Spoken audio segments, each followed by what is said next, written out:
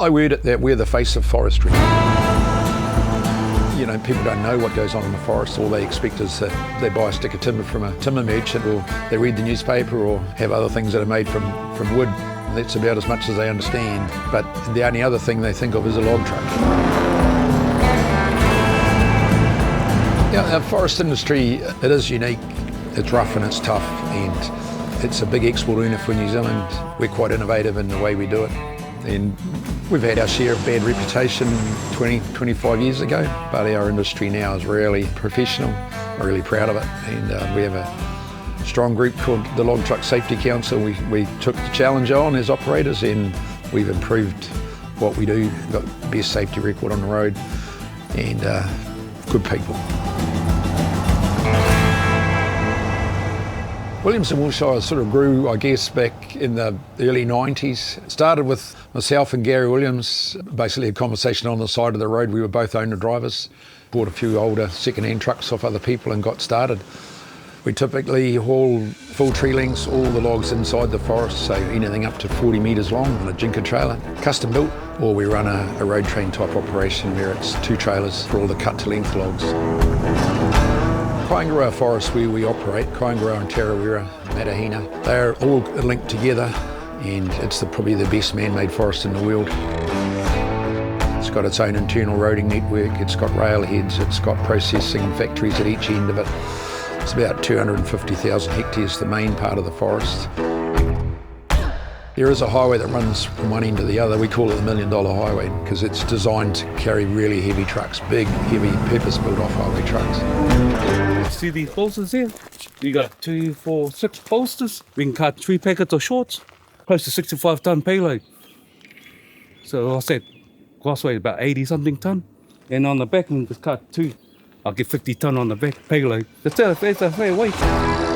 A truck this heavy can't drive on the public roads, so the beauty of being able to transport such big weights like this is it's private, the public aren't allowed in here, so it's safe and it's really cost effective. The forest is really designed for that, the roads are built for it and that sort of thing. So it would take normally 3 highway trucks to cart what this truck carts in one load, you know. Logging in New Zealand's been a bit of a Kenworth stronghold going back into sort of probably the late 70s. Prior to that, the first log trucks were ex-army or war surplus trucks, GMCs and things like that. Then there were internationals that came into the country, but as soon as somebody could get a Kenworth, they never looked back.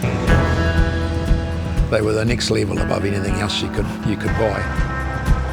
It's the best. It's been well recognised in logging, and if you're going to drive it, you're going to drive the best. You're going to drive what you want to drive. You spend a fair bit of your day in it, and it's an asset. It's not just a piece of equipment that we use and throw it away.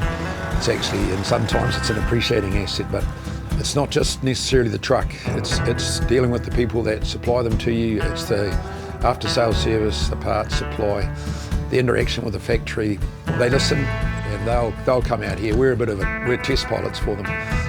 Anybody will bust something, we can. So we particularly enjoy that one-on-one relationship. They'll come and visit us once, twice a year and say, how are you going with this? You had any trouble with this? So you feel like there's a continual evolution of improving the truck, and they listen. You know, that's the important thing. Back in the 90s, we had a high crash rate with log trucks. It was the way that they were configured. We had high loads and they weren't that stable. So the government came to us and said, you need to sort it out. So the loggers got together, we got together with our customers, with all the regulators, and we formed an organisation called the Log Transport Safety Council, and we had a 3-prong approach to how we were going to solve the problem. A lot of it was about changing the culture. It used to be fast till you last. There's only 2 places in a race, you know. We had to change that. So we slowed the trucks down, we got them to corner a lot better, we did a lot of driver education, and then we changed the design of the vehicles to be longer, lower and safer. So they allowed us to run longer trucks so that our loads could be lower.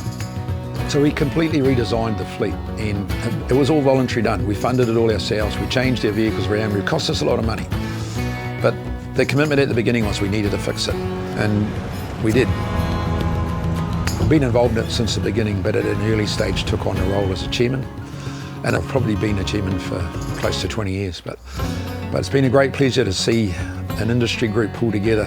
We have a saying, you leave your guns at the door. We get together, we don't compete against each other, we don't fight. we all have a common goal in our industry image and doing what's right for our people. So for me, I'm particularly proud of what they do.